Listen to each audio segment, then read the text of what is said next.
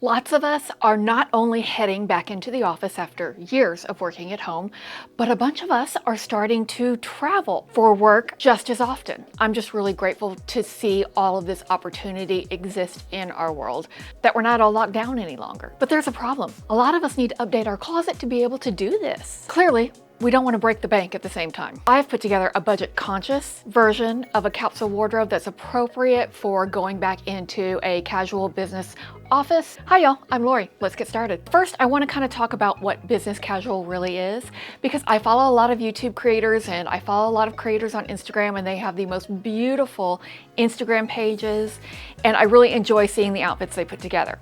However, what they call business casual would never fly in any business casual office I have ever been in as either a client or employee or even an owner.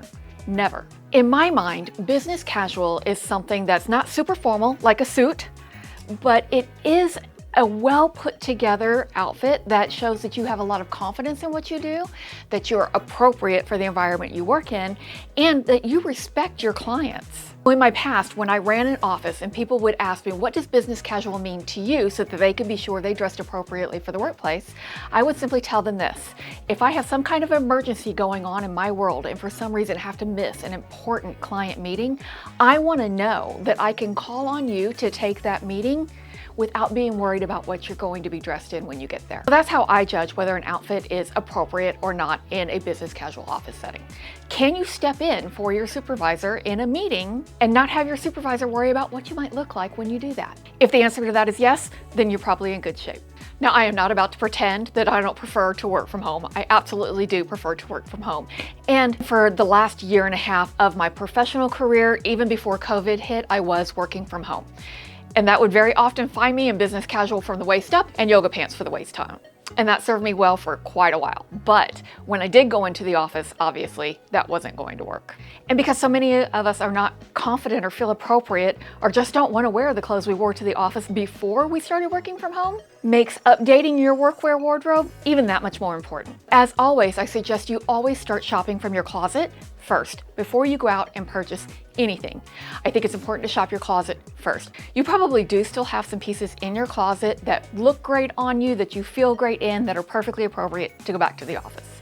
So you don't have to worry about buying a whole new workwear wardrobe. When I was putting together this business casual capsule, I did it the same way I would put together a travel capsule because it works so incredibly well. I started by choosing 4 bottoms. If you followed along with any of my travel capsule planning videos, you know that I always start with the bottoms. These need to be as neutral as possible because every single top we're going to choose in a few minutes has to go with these 4 bottoms.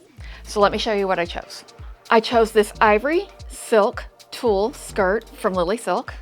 I chose these flowy wide leg trousers that I got on Amazon. I chose these super versatile navy blue trousers in an updated cut from Karin. And then I chose a black pencil skirt from Karin as well. And before we go any further, I'd like to thank Karin for sponsoring this video today. Karin is a fantastic resource for you if you need to update your wardrobe with some great pieces that are well made, travel well, but are not going to break the bank. So I will link all their information down below in the description box if you want to check that out. After I chose my 4 bottoms, it was time to choose my 5 tops. And let me show you which 5 tops I chose for this business casual capsule. I chose this ivory color sequined camisole. And I understand you're probably laughing at me right off the bat. Sequined camisole for daytime wear, but let me show you why this one works. This sequined camisole is a very soft sparkle, so it just gives a shimmer to your outfit, not a whole Vegas baby look. I love this one in Vegas, but I would not wear this in a business setting. However, this one with just a little bit of shimmer to it is perfect. And then I also chose this ivory cowl neck shell, this short sleeved ivory cardigan from Karin. This sea green sweater that I cut the tag out of because the tag makes me itch and I don't really remember where it's from, but I think it might be from the Loft. And this shirt in a deep plum from Express. So those are my 5 tops. Once I had my bottoms and my tops chosen, it was time to choose my dresses. I chose this floral dress by Karin, which I understand is not typically what you'd expect to see, right, in a business casual environment, but on a casual Friday with the right topper, this dress is going to look completely appropriate. And I chose this black strapless midi dress. And I'm sure you're thinking, Lori, that is never gonna work, but I'll show you. And last but not least, I chose 3 different layering pieces. And they're all just blazers because I think blazers are perfect for the work environment. I've got an ivory blazer with 3/4 sleeves. I've got a deeper beige blazer, again with 3/4 sleeves. And I've got a very classic navy blue blazer with full sleeves. I always roll the sleeves up because I don't like the way sleeves feel on my wrist. This small collection of clothing creates more than 40 different outfits. And there's only an average of 22 working days in a month, which means you can almost go 2 months without repeating an outfit. You will be re-wearing pieces, and that's where it's important to choose good quality pieces, and that's what I like about the Karin pieces that I've added to my workwear wardrobe, because they hold up so very well. They can be worn over and over and over in different ways to create different outfits, but the construction is solid so they don't fall apart. You're repeating pieces over and over and over again, but you could go almost 2 months without repeating an outfit. And this is enough clothing that you still only have to do laundry once a week. Now, we all know what makes an outfit really come together is accessories. In my opinion, accessories are critical to creating a classy, office-appropriate look. You can be wearing the most conservative, office-appropriate clothing, but if your accessories are loud and distracting and stand out more than your personality and your knowledge and your ability to perform your job, then they are not doing you any favors. So my advice is always, in a work environment, to keep the accessories limited, to keep the accessories quiet, but to always wear accessories because they do bring your outfit together. For accessories, I chose this simple necklace with a beautiful aquamarine pendant. It's from a brand called Shesaidyes. They offer real gold quality jewelry at a price point that's lower than I've seen elsewhere. And that's something I can really appreciate. There's just one thing I want to say about buying jewelry for yourself. I have been told several times over the years that jewelry you purchase for yourself doesn't mean anything. That jewelry that has the greatest meaning to you should be received as a gift. And I understand what they're saying, but let me tell you why I disagree.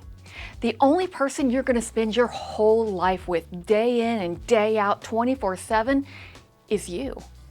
And I think it's absolutely okay to invest in a piece of quality jewelry for yourself to honor an occasion or just because you want to, because you are absolutely worth that investment. And gifting yourself a beautiful piece of jewelry is just as valuable and just as meaningful as being gifted a valuable piece of jewelry from anybody else.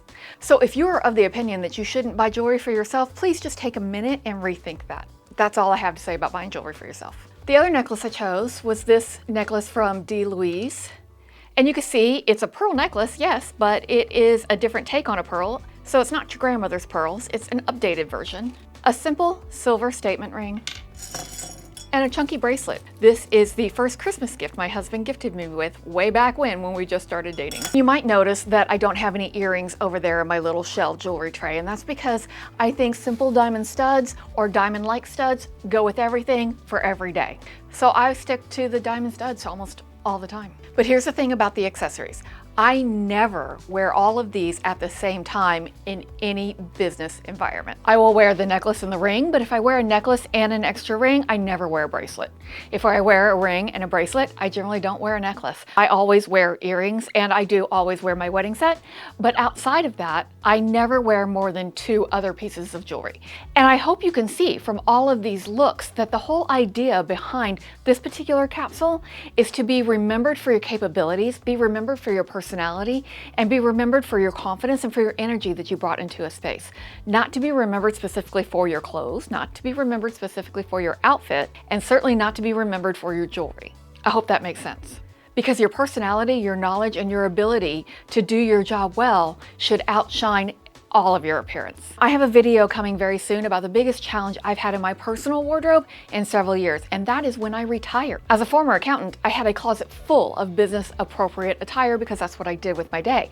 When I retired from that job, I still had a closet full of business appropriate attire that I didn't want to wear anymore. The transition from retiring from accounting and living my best retirement life was a tough one in my closet. I have a video coming soon about how that worked out for me, and maybe it could help you as well.